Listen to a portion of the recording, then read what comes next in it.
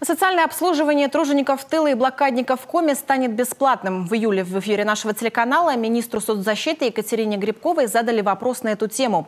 А уже в октябре Владимир Уйба на заседании Оргкомитета «Победа» дал поручение организовать социальное обслуживание тружеников тыла, узников концлагерей и жителей блокадного Ленинграда на бесплатной основе. Исполняя поручение главы, Минсоцтруд опубликовал для общественного обсуждения соответствующий проект. Согласно документу, социальные услуги в форме соцобслуживания на дому, в полустационарной и стационарной формах будут осуществляться бесплатно. Общественное обсуждение продлится до 23 января. В случае одобрения приказ вступит в силу через 10 дней со дня официального опубликования. Новость пришлась как раз на памятную дату. Сегодня, 18 января, день прорыва блокады Ленинграда. 892 дня отваги и мужества.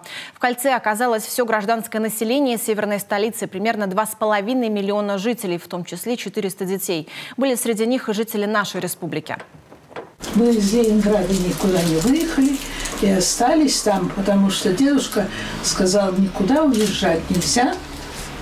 Если армия уйдет, тогда и вы уходите. А так защищайте свою землю. Свою землю надо защищать. Блокада Ленинграда унесла почти 2 миллиона жизней, но ленинградцев не сломила. Сейчас в нашей республике проживает 31 житель блокадного Ленинграда.